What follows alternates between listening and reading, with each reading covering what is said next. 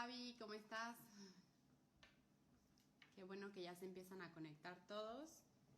El día de hoy tenemos la segunda parte de por qué nos enganchamos en el enamoramiento y en el conflicto. Y tenemos a Víctor Arellano como invitado especial. Esa es la segunda vez que está con nosotros.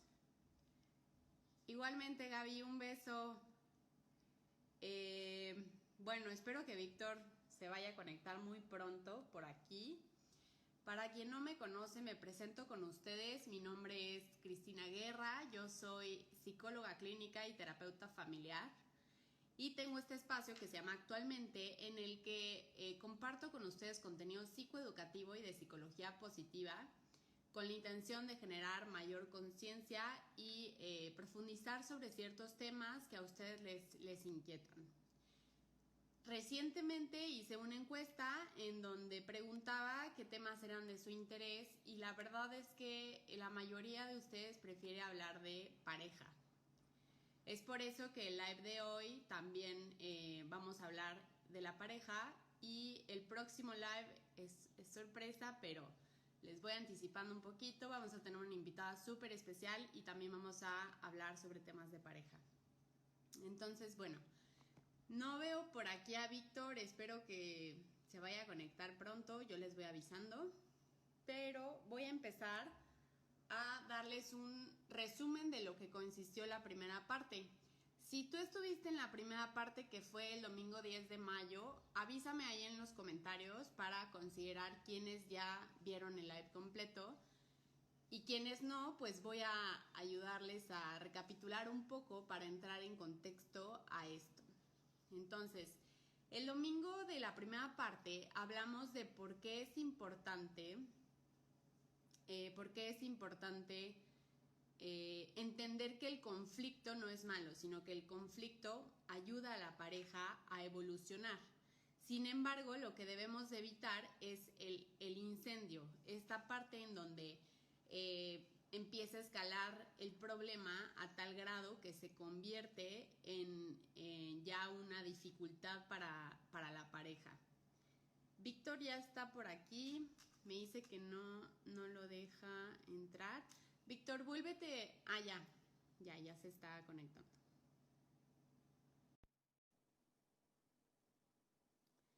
Muy bien. Bueno, pues les estaba diciendo. Hola, Víctor. Hola, hola, ¿me escuchan? Te escuchamos muy bien. No te vemos, se ve A ver, oscuro, pero sí te escuchamos. creo que ahí ya está. Ya te vemos. ¿Cómo estás? Excelente. Bien, aquí con el estrés del inicio porque por alguna razón no encontraba el vínculo para solicitar el incorporarme, pero bueno, ya estamos. Con gusto de saludarles otra vez. Ya estamos aquí y justo les estaba platicando que ya habíamos tenido una primera parte y un poquito Sí, recapitular de lo que había consistido esta primera parte para la gente que no estuvo presente, porque por lo que veo hay muy poca gente que nos escuchó la primera vez, entonces ok, sería importante dedicarles unos minutos, no muchos, claro. para poder adentrarnos en la segunda parte, pero un poco ponerlos en contexto. Sí, sí, Cris. Pues de nueva cuenta, muchísimas gracias por la invitación. Vamos a hacer esta continuación de este tema que evidentemente ni siquiera 10 sesiones serían suficientes, es muy vasto, pero bueno, tratemos de poner las bases justamente para que la gente pueda ir identificando su mapa. Hoy vamos a trabajar mucho en el mapa, dos mapas específicamente, el mapa de la comunicación y el mapa del conflicto. La vez pasada abordamos como las bases, ¿no? Mitos, fuentes del conflicto, algunas ideas generales con respecto al enamoramiento y la diferencia con el proyecto, proyecto más a largo plazo. Pero el día de hoy nos vamos a centrar básicamente en qué es lo que hace que una pareja termine rompiendo y en función de eso, o sea, cuáles son las características generales de una pareja que termina rompiendo, pero en función de eso, cómo nosotros podemos armar un mapa, porque bien dicen, no hay recetas para el éxito, pero sí hay recetas para el fracaso. ¿Eso qué significa? Que si tú identificas las cosas que a otras personas los han llevado a un determinado resultado indeseable, pues bueno, haz tu listita, genera las cosas como un mapa, digamos, que te ayude a decir, esto no lo voy a hacer. Entonces, si no lo Claro. repites eso, por lo menos aumentas la probabilidad de éxito. No lo tenemos garantizado y menos en este ámbito subjetivo. Pero bueno, mejoramos las probabilidades, sobre todo enriquecemos el camino y la trayectoria. Así que bueno, pensando en que hay personas tanto que sí estuvieron, por lo menos con que hubiera una, vale la pena mencionar un par de datos, pero si la mayoría no estuvo, brevemente hagamos este recuento. Primero que nada, presentarme. Yo soy psicólogo clínico, soy Víctor Arellano, tengo 20 años en una trayectoria de servicios de salud mental, tanto en el ámbito privado como en organizaciones, tanto de gobierno como de la sociedad civil. A lo largo de este tiempo, principalmente me ha interesado cómo trabajar la comunicación en las relaciones y especialmente, digamos, como mi foco de interés, es cómo ayudarle a que las parejas no se incendien en su comunicación. Entonces, para los que ya me conocen, yo les diría que de nueva cuenta les saludo al psicólogo del fin del mundo. Eh, Me mortifico fácil, pero también se me olvida fácil. Tengo un problema de memoria, no sé si eso es una virtud o es algo que me ha planteado realmente muchos retos en mi vida.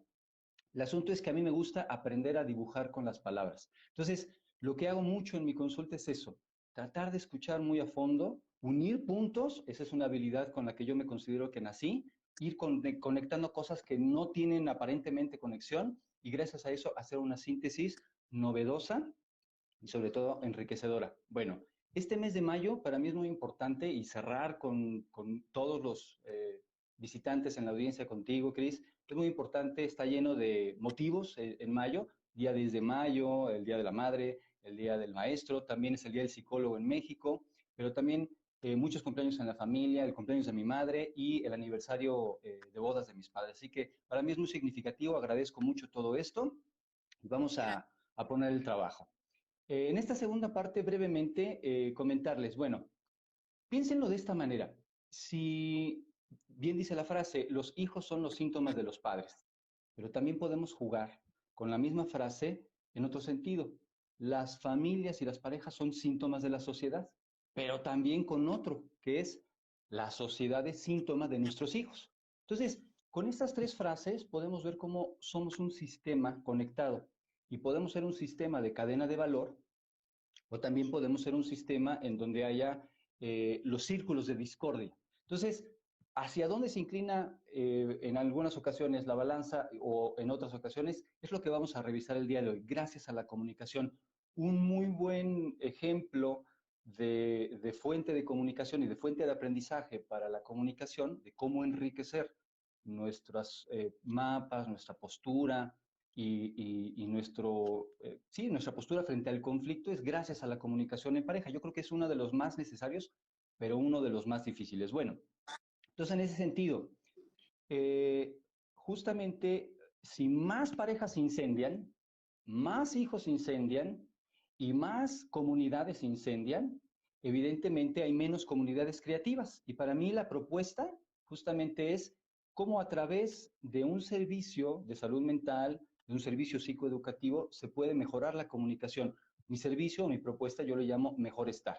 Así que bueno, invito a la audiencia que conozca también esta alternativa para que puedan justamente aprender de su comunicación. Ahorita vamos a ver cosas muy interesantes acerca de la comunicación, pero sobre todo cómo no estancarnos, cómo no llegar al punto en donde nuestro sistema biológico nos hace entrar en el modo supervivencia y terminamos abusando del poder, abusando de la bioquímica, abusando de la hormona, abusando de la amenaza y terminamos incendiando. Entonces, ¿cómo podemos marcar un paso, marcar una distancia? A eso nos vamos a dedicar el día de hoy.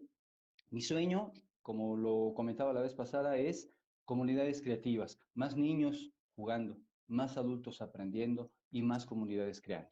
Bueno, entonces, la ocasión pasada ya lo dijimos al principio, bueno, muy de entrada, pero hablamos de las tres fuentes de conflicto, hablamos también acerca de los tres tipos de enganche, el normal, el patológico y el del enamoramiento. Y finalmente hablamos de los mitos en la pareja, cómo todo esto nos dejaba o nos llevaba un poco a la frase de Octavio Paz de el amor está hecho de tiempo.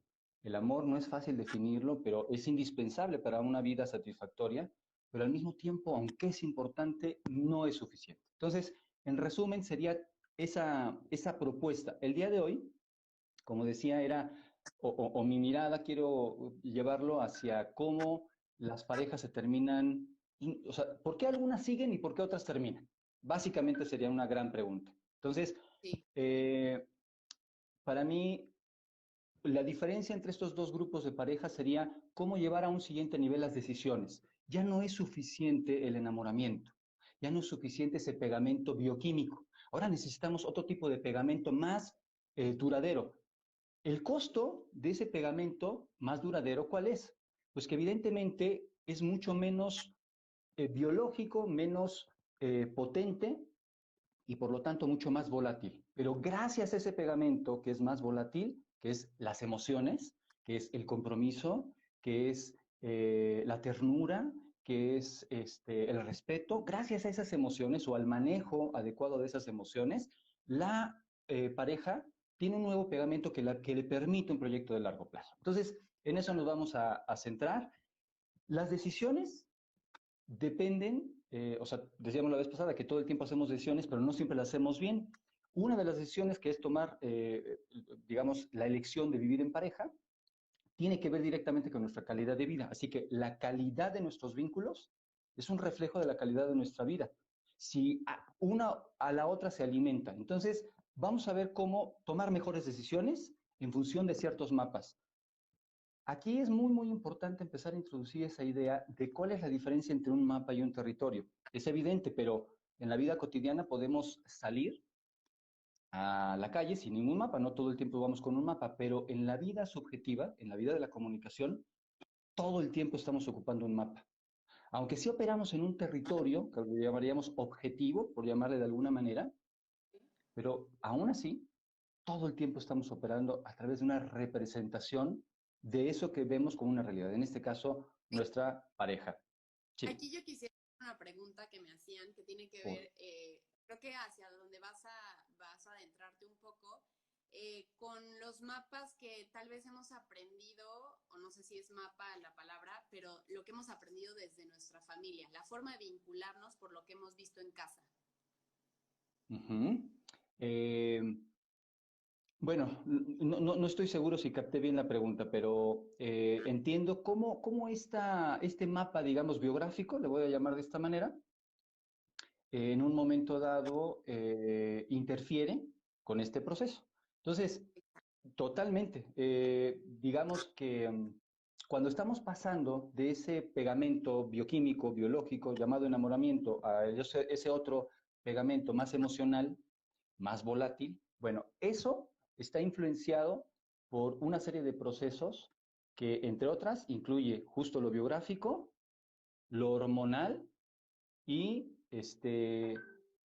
necesidades muy profundas que probablemente tienen que ver con la experiencia mucho más personal de cada uno de nosotros. Entonces, lo que hemos aprendido en términos de nuestros modelos, ¿no? Cómo vimos que se llevaban nuestros padres, lo que hemos aprendido en el mercado, finalmente en las películas, en los medios, etcétera, pero también cómo lo hemos cada quien incorporado a través de nuestra propia experiencia. Entonces, lo biográfico y lo hormonal todo el tiempo están conviviendo. Y el tercer elemento de cómo se va, digamos, configurando, o el tercer componente para configurar toda esta transición a un pegamento más emocional, también tiene que ver con los intereses. Entonces son necesidades biográficas, intereses de conflicto cotidiano, cómo nos repartimos las tareas, etcétera, etcétera, y finalmente la parte hormonal. Y la parte hormonal va desde el enamoramiento, que tiene que ver con ese pegamento, pero también hacia la amenaza. Entonces, hormonal, ¿Okay? biográfico e intereses, digamos, ese sería como el mapa, ¿no? Pero por supuesto que lo biográfico es algo sumamente importante. Tal vez es lo que menos nos va a dar tiempo de abordar, porque es lo más profundo, es lo que implica mucha más especificidad, mucha más singularidad. No, no, Claro.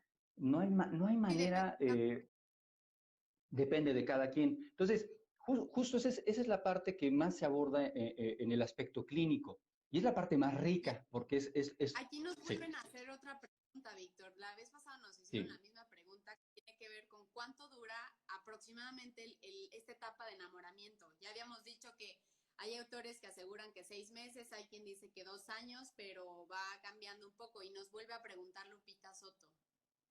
Excelente, gracias Lupita por la pregunta.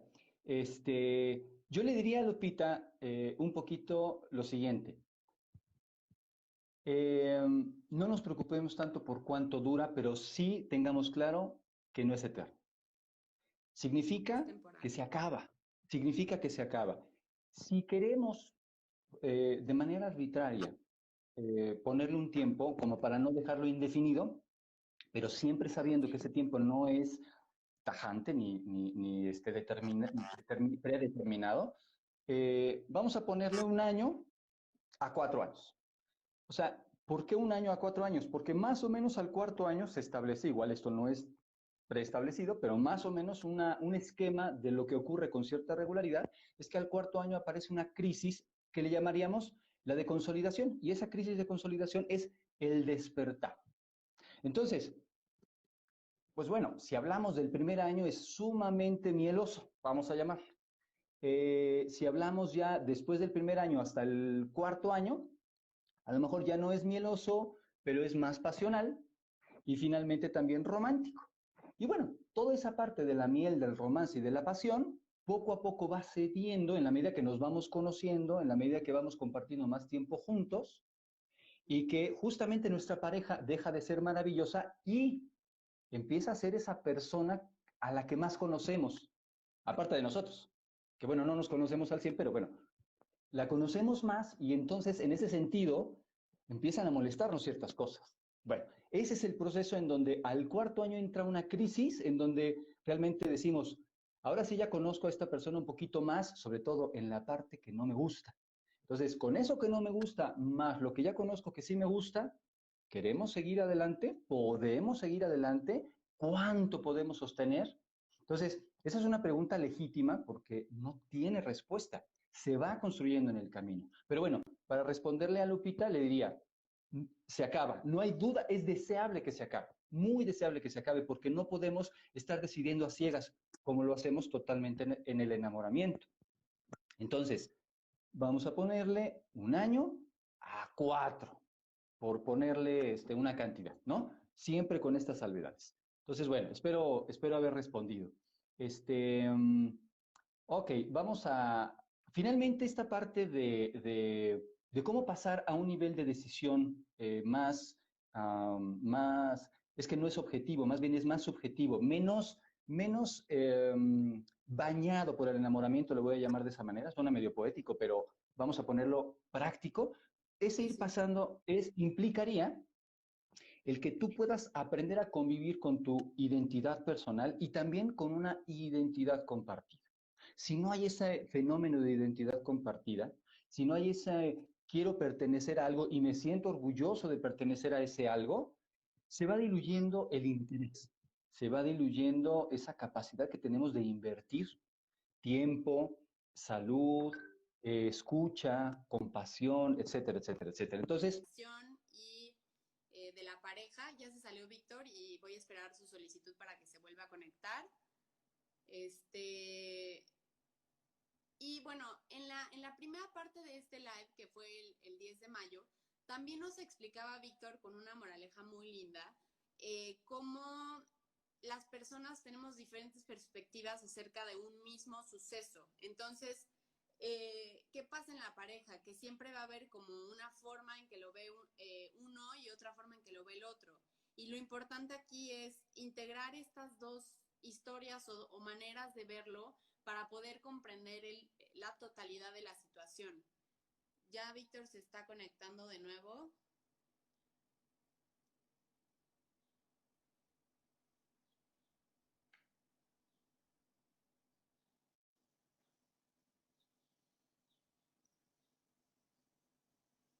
Hola Víctor, ¿ya te conectaste? No te veo, pero no sé si puedes hablar para ver si te escucho. Ya te ya, veo. excelente. Parece que ya recuperamos. Muy bien. Sí, no supe ya en qué me quedé. Yo me seguí de filo un ratito, pero Mira, vamos a...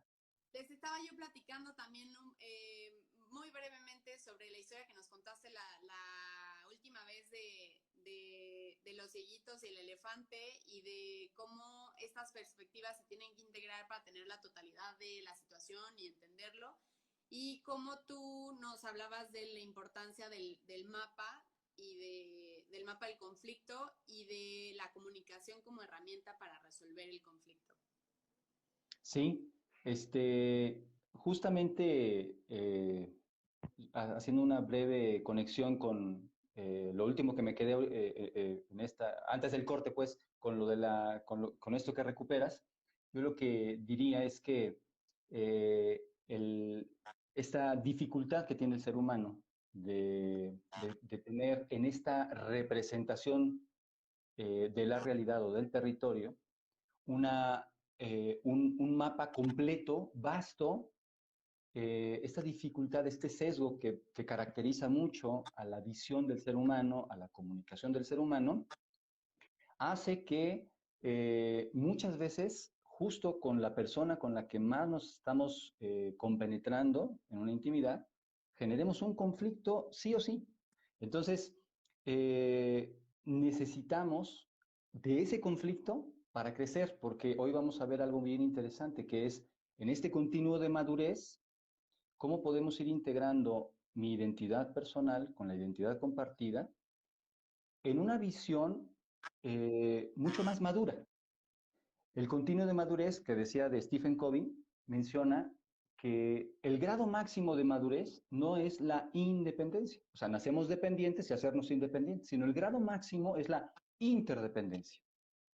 Cómo dos seres que son independientes pueden acoplarse, pueden comprometerse para poder justamente generar una victoria ya no privada, sino pública.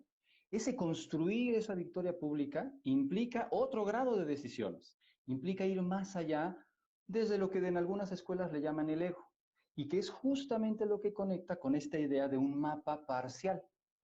El ego te lleva, pues una de sus funciones de alguna manera es poder integrar ese cúmulo de emociones, ese cúmulo de realidades, para dar una especie de constancia a tu vida. Pero está limitado justamente porque con lo que trabaja es con lo que obtiene como una representación de la realidad. Entonces nunca es completa. Y esa dificultad, esa eh, característica como sello de origen de ese ego, de esa realidad, de ese mapa, es lo que hace que todo el tiempo estemos en conflicto, pero no es una mala noticia, al contrario, es una excelente noticia porque es lo que nos permite crecer como seres humanos, es lo Claro. que nos permite encontrar caminos de crecimiento. Ok, y aquí tengo una pregunta, Víctor. ¿Qué pasa Sí. si hay, yo sé, cada individuo es completamente distinto, pero podemos generalizar un poco cuando hablamos de hombres y mujeres en el sentido de que cuando nos comunicamos buscamos tal vez diferentes cosas? Es decir, por ejemplo, las mujeres, la mayoría de las mujeres cuando nos comunicamos buscamos expresar como nuestras emociones, nuestro sentir. Y cuando los hombres se comunican, tal vez lo hacen desde un lugar de buscar soluciones, resolución de conflictos, como que hay una demanda diferente, ¿no? Entonces, de pronto me parece que por eso en las parejas hombre-mujer a veces entra más fácil el conflicto porque tal vez yo como mujer busco que mi pareja me escuche y que valide mi emoción y él a su vez está buscando como darme una solución a eso cuando lo único que estaba esperando yo era que me escuchara tal vez, ¿no? Sí, sí, sí, definitivamente. Es muy interesante abordarlo un poco. Hay varios libros que lo abordan de esa manera, como las mujeres son de Venus, los hombres de Marte o viceversa. No estoy seguro bien el título, pero el punto es que esa diferencia de género se ha ido abordando tanto biológicamente como mentalmente, como en términos como de una construcción social. Entonces, la perspectiva masculina, la perspectiva femenina, evidentemente son fuentes de intereses, enfoques, valores y preferencias, pues que marcan una diferencia, marcan una oportunidad también de acoplamiento, de ser complementarios. Pero evidentemente, cuando estamos muy de cerca, en ciertos momentos, pues puede haber esta chispa, este choque de piedras que a la larga nos hacen pulirnos. Pero bueno, el punto es que en este choque de piedras, en esta diferencia de enfoques de lo masculino y lo femenino, yo diría Que dos cosas. La primera es que, en efecto, somos como perspectivas distintas desde lo que cada quien aprendió lo que es ser hombre y lo que es ser mujer. Somos cuerpos distintos, el cuerpo del hombre y el cuerpo de la mujer, pero no somos tan diferentes en términos de que somos seres humanos con necesidades emocionales. Entonces, sí hay una parte diferente en términos de una educación, en términos de una incorporación de la cultura, en términos también de una biología, que evidentemente eh, hay una gran diferencia, pero aún así hay también puntos de coincidencia. Entonces, no nos vayamos con la finta que porque somos hombres y somos mujeres, entonces por eso vamos a estar en conflicto solamente. O sea, sí vamos a entrar en conflicto, pero es un poquito más que el grupo de hombres y el grupo de mujeres. Voy a tratar de precisar este detalle, porque es algo muy importante y es algo que generalmente lo dejamos muy sobre la mesa, pero no vamos al fondo. Entonces, genera lo que llamamos los estereotipos. Y entonces, esa es la parte que a mí me preocupa más. Los mitos que surgen de los estereotipos. Entonces, como tú eres mujer, entonces eres sensible y entonces yo no soy sensible. Ah, Chihuahua, ¿por qué no? Yo también tengo sensibilidad. Yo Y son, conozco varones. y Sí. son de las preguntas más frecuentes precisamente porque, como lo mencionas, se han convertido en estereotipos y van generando mitos a raíz de eso. Y es lo que la gente más pregunta y más respuestas busca al respecto, ¿no? Entonces, sí me parece importante que dentro de este tema y dentro de este mapa vayamos mencionando y desmitificando estas verdades que se van creyendo las personas. Yo sugeriría dos cosas. Vamos a hacerlo con todo gusto en la medida que el tema lo vaya pidiendo, ¿no? Que el mismo contenido lo vaya pidiendo. Y vamos a hacer énfasis en esa parte, pero también es otro motivo de muchísimo tema, ¿no? Cómo aprendemos a ser hombres y mujeres y cómo esos mitos y esos estereotipos nos llevan a generar estigmas, nos llevan a generar patrones de comunicación, nos llevan a generar sobre todo el manejo del poder de una manera mucho más vertical o más horizontal. Entonces, vamos a dar una salpicada, digamos, de algunas cosas, porque es todo un tema muy, muy largo, pero bueno, vamos, en este punto, nada más para redondear la idea, esta parte de cómo somos seres diferentes, pero también con educaciones diferentes, pero al mismo tiempo dentro de una misma cultura y al mismo tiempo con las mismas necesidades, todo eso genera un combo que es complejísimo, pero para simplificarlo ahorita, diríamos que si la mujer es sensible, no es sensible porque es mujer, no solo es sensible porque aprendió a ser mujer de esa manera, sino también es sensible porque es ser humano. Igualmente, en ese sentido, o sea, con eso, con ese pequeño recorrido, hacemos como una desmitificación de la idea de que solo la mujer es sensible, por ejemplo, o que es deseable que la mujer sea sensible, porque en el fondo lo que estamos diciendo es justo lo que provocan los estereotipos, que el hombre no puede ser sensible, aunque sí lo sea, aunque sí lo sienta, y aunque a veces lo quiera expresar y no pueda, justo porque, como es hombre, no puede, porque si lo hace, entonces deja de ser hombre. Entonces es un juego ahí raro que a la hora de que lo ponemos en palabras, Claro. se rebusca un poquito, Sí, pero queda muy claro, ¿no? sí, y ponerlo en palabras, pero también creo que llevarlo a la práctica, porque precisamente cada quien trae distintas creencias con respecto a los roles, al género y a muchas otras circunstancias, el valor que le damos al amor, a la pareja, al matrimonio, a todo. Y entonces es una mezcla bastante extraña, y tú ya hablabas de las necesidades, en donde cada uno tiene una demanda diferente, pero no forzosamente por ser hombre o ser mujer, sino porque es ser humano y tiene un conjunto de emociones y un cúmulo de necesidades, ¿no? Que es como lo explicas tú. Sí, sí, sí, exactamente. No solamente, digamos, entonces es esa perspectiva como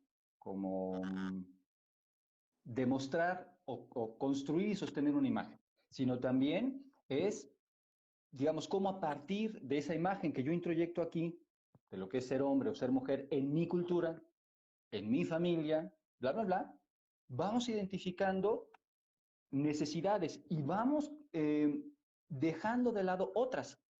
algunas otras de esas necesidades son básicas para nuestro enriquecimiento como personas, sea como hombres, sea como pareja, sea como padres, sea como diferentes roles, pero las vamos dejando de lado. Y después se las cargamos en el trabajo, en la pareja, a ciertos momentos en donde no estamos entendiendo por qué, a pesar de que todo está bien, no me siento bien.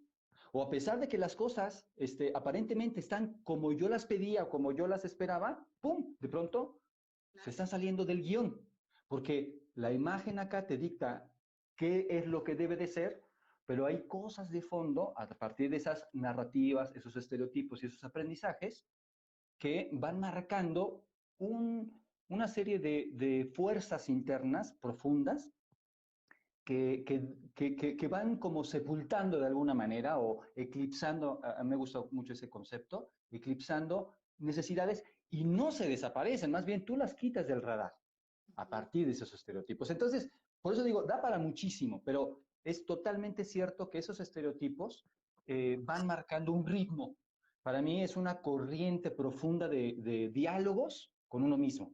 Y esa corriente profunda de diálogos luego sale evidentemente en la comunicación con nuestra pareja. Entonces, por eso decíamos, es muy importante esa identidad personal, cómo convive con esa identidad compartida. Esa identidad compartida es todo un reto, porque piénsenlo de esta manera.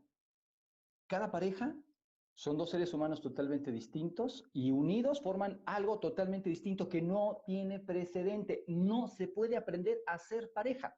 ¡Uf! ¡Qué difícil! Claro, hay ciertos mapas que nos ayudan a enriquecer los que ya tenemos. Eso es lo que vamos a abordar justamente ahorita. Y está padre porque de alguna manera la gente puede quedarse con la idea de que puede hacer algo por sí misma, ¿no? Sin necesariamente tener que ir todo el tiempo a una terapia porque tengo un problema emocional. No, hay muchas cosas que uno puede ir haciendo solo por la decisión de decir, sé que tengo un mapa y sé que lo puedo enriquecer. Entonces, bueno, ahí vamos avanzando. Eh, Fíjense muy bien, audiencia. Pregúntense esto, bien, bien evidente, pero bien profundo también. Creemos que porque podemos respirar, sabemos respirar. Nada más piensen en los momentos en los que tenemos que hablar en público o en los momentos en los que nos duele la cabeza porque de la tensión se nos olvidó estar respirando constantemente. Piensen en los momentos en los que te estabas ahogando por estar comiendo o en los momentos en los que estás en el karaoke o que quieres aprender a cantar y necesitas respirar de una manera totalmente distinta. A mis pacientes yo les enseño que pueden ocupar la respiración diafragmática solamente simulando un bostezo, enderezando su espalda y simulando un bostezo. Y con eso van a experimentar rápidamente un alivio. Evidentemente ese alivio es momentáneo y ayuda, pero eso nos lleva a pensar cómo justamente creemos que sabemos respirar, pero no todo el tiempo lo hacemos correctamente. Y eso nos lleva a la siguiente reflexión, porque podemos hablar, creemos que sabemos hablar. Y eso a la siguiente, porque podemos comunicar, creemos que sabemos comunicar. Esto es muy importante entenderlo porque realmente podemos hablar un idioma, pero no siempre comunicarnos de la manera correcta. Entonces, las parejas, digamos, las podríamos no clasificar, no estigmatizar, pero sí de alguna manera ayudarles con el mapa de la comunicación a entender que hay dos grupos o dos formas en las que expresan su comunicación. El grupo de comunicación estancada y el grupo de comunicación sostenida. Entonces, vamos a explicar cada uno de estos grupos, pero para eso tenemos que entender lo que ya acotábamos un poco al final de la sesión anterior, que era los niveles de comunicación. Yo le llamo a la comunicación más destructiva. Digamos, si habláramos de 4 niveles, en esa ocasión hablábamos de 4 niveles, ¿no? Y la comunicación más elevada o más destructiva, que yo le llamo el nivel 4, yo le llamo el incendio. Luego tenemos el nivel 3, que es la comunicación más crítica, que yo le llamo el auge de conflicto. Luego tenemos el número 2, que es la comunicación más intensa, que es el auge de pasión. Y finalmente tenemos el número 1, que es la comunicación más abundante, que es el auge, perdón, es la meseta, yo le llamo la meseta. Entonces vamos a ir viendo cómo es la meseta y cómo es el auge, para después entender cómo circula la comunicación en cada uno de estos dos grupos de parejas. Entonces, en la meseta es cuando la intensidad emocional está disminuida y cuando nuestra energía como personas está no tanto puesta en la pasión o el conflicto, está más puesta en el proyecto. Entonces ya de alguna manera nuestras tareas están muy enfocadas justamente a ser más satisfactoria nuestra vida cotidiana, a que haya buen humor, a que haya amistad, si hay algún tema pendiente, alguna necesidad pendiente o algún conflicto porque acaba de haber algún problema reciente, lo podemos atender en esa etapa. Justo la meseta es el momento en donde podemos atender los conflictos de una manera más sostenible. Ok. Resulta ser, resulta ser que las parejas, eh, independientemente de cómo tiendan a hacer en su comunicación, creen que cuando surge el conflicto es cuando se tiene que resolver. Más bien, cuando surge el conflicto nos da una pauta para poder apreciarlo, porque surge, o sea, ese conflicto habla de una necesidad. Ahí es justo el conflicto, lo que tenemos que ocuparlo es para aprender a entender qué, a qué dice que sí nuestra pareja cuando está diciendo que no. A ver, voy otra vez. ¿A qué dice nuestra pareja que sí cuando está diciendo que no? O sea, entender su necesidad profunda, escuchar a su niño interior y escuchar a nuestro niño interior. Cuando hacemos ese acto, automáticamente aprovechamos el conflicto para entender, para comprender. Pero bueno, esa información que surge en el momento de la tensión está desconectada de la razón. Ahí no es el momento ni de negociar, ni de analizar, ni de convencer. Eso se hace gracias a que entendemos la necesidad, gracias al conflicto, pero en la meseta. O sea, la meseta es la etapa en donde verdaderamente podemos negociar. Es en donde se establecen rutinas, es en donde permitimos que las tareas se distribuyan de una manera más equitativa y también más satisfactoria. Y sobre todo, la meseta es en donde no está montado el juez. Ese juez que lleva a que en otros momentos, como en el conflicto y la pasión, demandemos. Y la demanda no es otra cosa más que una petición no escuchada. O sea, una petición no escuchada significa que alguien lo ha dicho y el otro no lo ha escuchado, o significa que no he sabido decirlo también. Cualquiera de las dos circunstancias, pero lo importante es que en mi corazón, lo que yo siento y en mi cabeza lo que gira es, pues te lo he dicho muchas veces o he creído que te lo he dicho muchas veces y no lo has entendido. Entonces, esa necesidad no escuchada justamente surge en el conflicto, pero gracias a que no está montado el juez, en la meseta se puede atender de una manera más sostenible y racional. Contactamos más con las emociones. Entonces, la comunicación es más fluida y podemos escuchar más.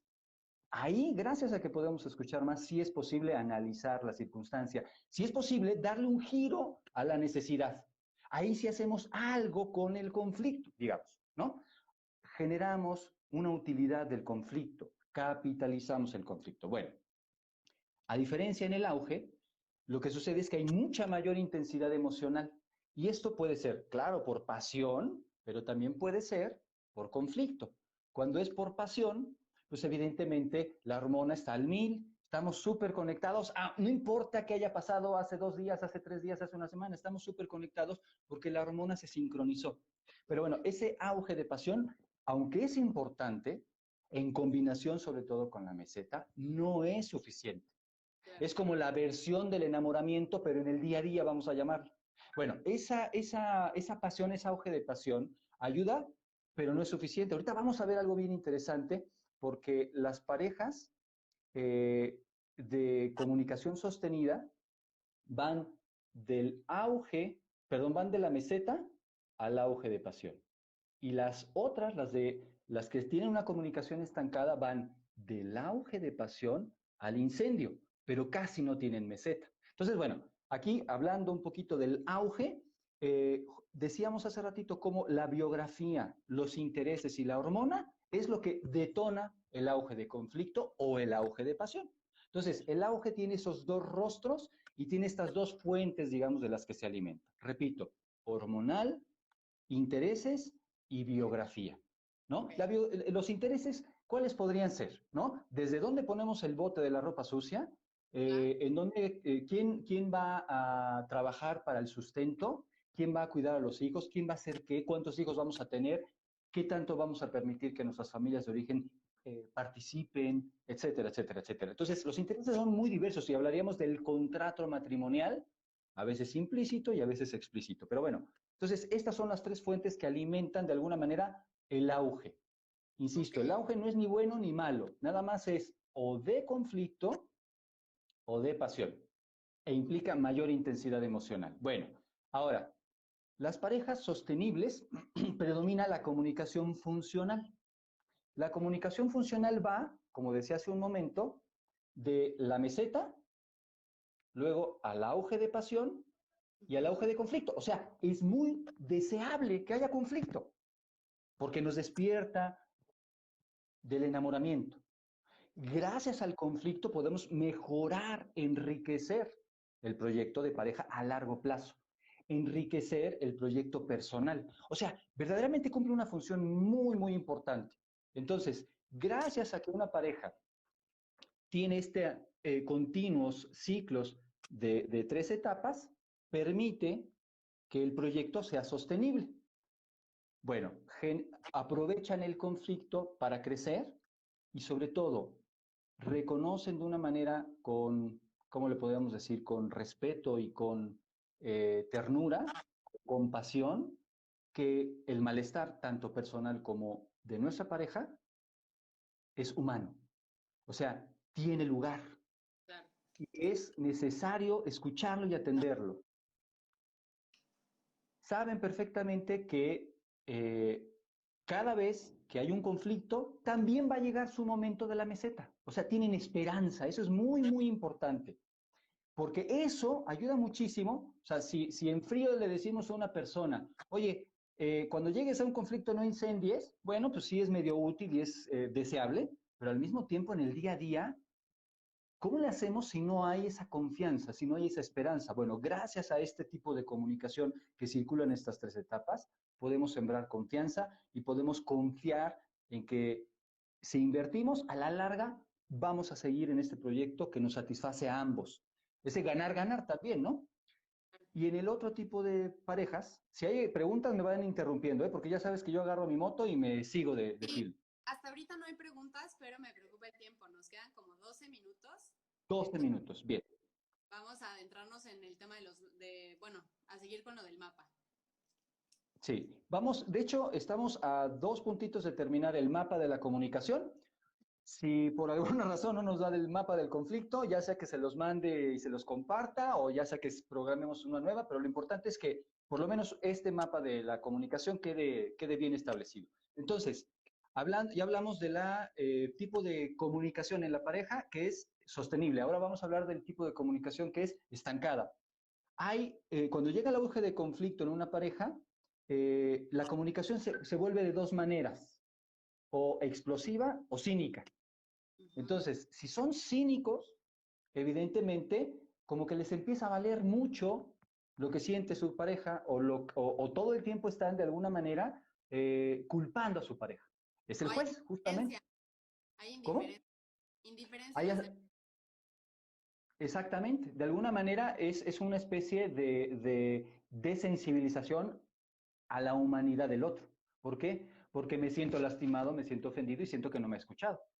Y por el otro lado, aparte de ser cínicos, nos volvemos explosivos porque creemos que merecemos, ¿no? Ya no podemos seguir permitiendo tanto atropello, vamos a llamarle. Eso es lo que nos dice nuestra amígdala. Nos están atropellando, no lo puedes permitir. Bueno, a partir de eso, explotamos con mucha más facilidad. Entonces, una pareja con comunicación estancada es cínica y explosiva. Bueno, esos dos, bueno, las personas no son así, más bien, de pronto se expresan así porque tienen sus razones. Ayudarles a entender sus razones ayuda mucho a poder desmontar esto. ¿Sí me explico? Bueno, entonces, decíamos que estas parejas con este tipo de comunicación también circulan por tres de las 4 etapas, bueno, de las 4 movimientos o niveles de comunicación, que son el auge de pasión, el auge de conflicto y el incendio. Yo le llamo a este ciclo de 3 etapas, yo le llamo la comunicación hormonal, porque si se fijan muy bien, va de la parte de la pasión, que es sincronía de las hormonas, a la parte de la amenaza, que es la amígdala disparada al 1000, Claro, ¿no? Me siento totalmente amenazado y yo le llamo que estamos en el modo supervivencia. Entonces, entramos en un modo de comunicación muy básico. claro. No estamos en el modo desarrollo ni en el modo crecimiento, estamos en el modo supervivencia. Y ahí es muy, muy difícil que podamos realmente ceder, es muy difícil que querramos escuchar.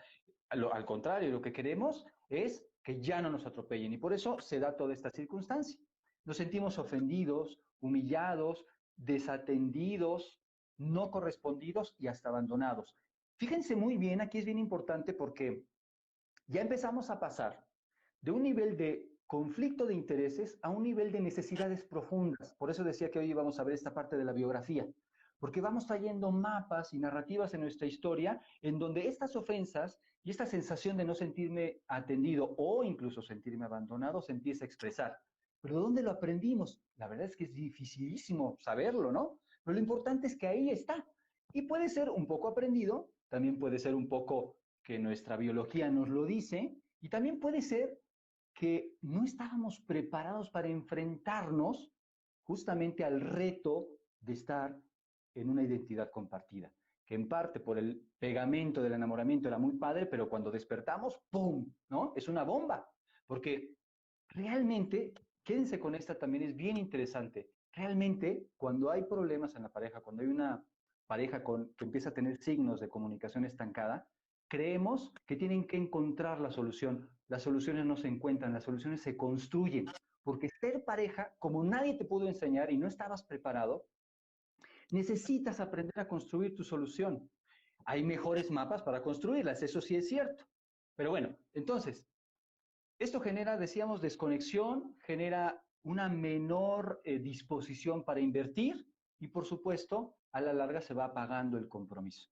Bueno, entonces, dos ideas muy, muy importantes para poder distinguir eh, cuando hay incendio, cuando hay auge y cuando hay meseta. Al incendiar cerramos puertas, Cris. Esto es una metáfora bien interesante porque cuando ambos deciden estar cerrando puertas, ambos eligen ser parte del problema. Ujú. O sea, hay un problema ahí, hay necesidades que falta atender, hay necesidades incluso que no sabemos que están, ¿ok? Entonces necesitamos de la colaboración para construir soluciones, pero podemos, gracias a nuestro modo supervivencia y a nuestro mapa, quedarnos atascados ahí en vez de elegir ser parte de la solución. Entonces, hay que elegir no cerrar puertas. Cada vez que incendiamos, cuesta más trabajo mantener la esperanza y construir estas salidas cada vez cuesta más trabajo. Pero bueno, entonces pareciera ser que son como una arena movediza las parejas cuando llegan a ese punto.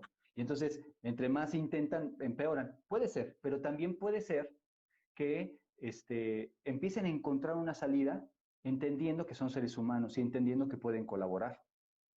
Bueno, si nuestro propio mapa de alguna manera se queda como atorado en la idea de que es la realidad completa y nuestra pareja está en el mismo punto, evidentemente el conflicto se va a hacer insostenible. Ahí necesitamos el lado humano, la compasión.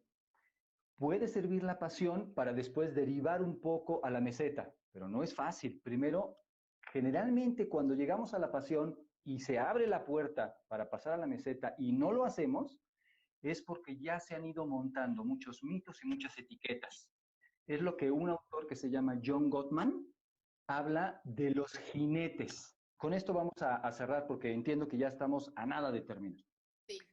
Los jinetes, John Gottman, y es lo que prometimos al principio, las parejas que se terminan separando más o menos en un término de 4 años son las que tienen dos características. Tienen los jinetes y tienen, no tienen más bien intentos de desagravio. El intento de desagravio es cómo hacerle para manejar la tensión. Cuando estoy en el auge de conflicto o estoy en el incendio, preferentemente no seguir incendiando. Esa sería una recomendación. Cuando estoy en la comunicación, en la tensión, a lo mejor no de incendio, pero ya está incrementándose, necesito compasión. Y cuando estoy en la tensión mínima, necesito amistad, necesito ternura, necesito complicidad. Entonces, cuando no hay estos intentos de desagravio, este conjunto de estrategias para mantener una regulación de la tensión, y creemos imaginariamente o milagrosamente o idealmente que no debe de haber conflictos, entonces, a la larga, cuando viene el conflicto, incendiamos más fácilmente, porque vivimos en una nube. Hay que poner los pies en la tierra y saber que en nuestro mapa debe de haber conflicto.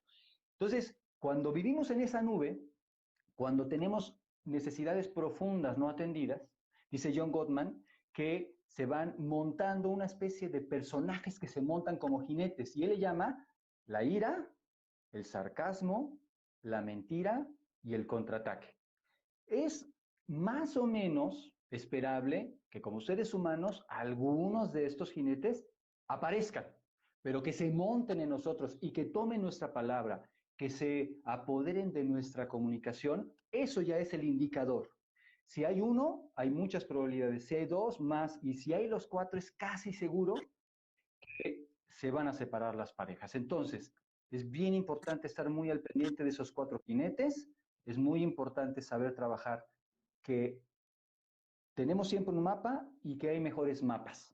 Entonces, bueno, basta de conceptos, basta de teoría. ¿Qué preguntas quedan ahí en el tintero, Cris? Pues realmente la gente no ha preguntado, Víctor, está muy interesada en lo que estás diciendo, pero yo creo que, bueno, preguntan por el autor de Los Jinetes, es John Es Gottman, ¿no? John Gottman, es G-O-T-T-O, Got, no, es Gottoma. Bueno, ahí se los escribo. Perfecto. Yo creo que nada más como, pues si pudieras cerrar, ¿con qué te gustaría concluir? Pues no sé si consejo, pero alguna propuesta para las parejas que realmente necesitan encontrar o cambiar este mapa porque a lo mejor están más en la pareja estancada que en la sostenible. ¿Cuál sería tu consejo o recomendación? Que no se etiqueten ni a sí mismos ni a su pareja. Ese sería un consejo de oro. ¿Por qué? Porque a la hora de etiquetar a su pareja, o sea, digamos, son tres etiquetas: el cónyuge, la persona y luego la persona que forman en conjunto, ¿no? Entonces, etiquetar a esas tres cosas, a esos tres componentes, automáticamente te va llevando a una pérdida de flexibilidad. Entonces, las parejas no son estancadas, no son explosivas, pero tampoco son sostenibles. Más bien, lo que es sostenible o estancado es la comunicación. Todas las parejas pueden aprender a cambiar su comunicación. Ese es para mí un consejo de oro. Todos podemos aprender. Recuerden que si todos aprendemos a mejorar nuestra comunicación, vamos a ser una comunidad, puede ser en la pareja, o puede ser en nuestra familia, o puede ser en nuestra comunidad, en nuestro país, etcétera, etcétera, en los diferentes niveles, mucho más creativo. Y de eso se trataría: cómo sumar, cómo ser parte de la solución y no del problema. Muy bien. Pues muchas gracias, Víctor, por tu tiempo y tu interés de aclarar las dudas de las personas que están aquí. Nos quedan 2 minutos. Si alguien quisiera preguntar algo y se alcanza, buenísimo. Y si no, pues yo aprovecho para agradecerte enormemente por habernos acompañado. Ojalá volvamos a coincidir en otro momento con más temas que sumen, como dices tú. Y pues nada, agradecer a todos los que también nos acompañaron el día de hoy. Ya dicen que les gustaría saber más. Bueno, en el futuro podemos hacer una encuesta para ver qué temas serían de su interés, para que nos pudieras volver a acompañar y aclararnos las dudas. Con todo gusto, Cris. Yo dejo ahí sembrada la semillita evidentemente la salud mental es muy vasta y es muy necesario tener información con evidencia científica. Entonces, yo creo que si pudiéramos hablar de adicciones, yo creo que es algo que Sí, sirve mucho. Si sí, podemos hablar de cómo una persona en un momento dado puede apoyar a su familiar cuando está teniendo algún inicio o algún problema ya arraigado de consumo de alcohol, tabaco o alguna droga, ese tema creo que es algo que puede llegar a ser muy útil. Con mucho gusto claro lo que podemos sí, llegar a abordar. claro que sí. El tema de adicciones es muy, muy útil, muy importante hablar, sobre todo hoy en día, que hay varios fenómenos alrededor que van alimentando estos temas, pero claro que sí, Víctor, pues ya nos queda 1 minuto, te agradezco enormemente y a todos ustedes por habernos acompañado el día de hoy. Nos vemos el próximo domingo en otro live de domingo. Gracias.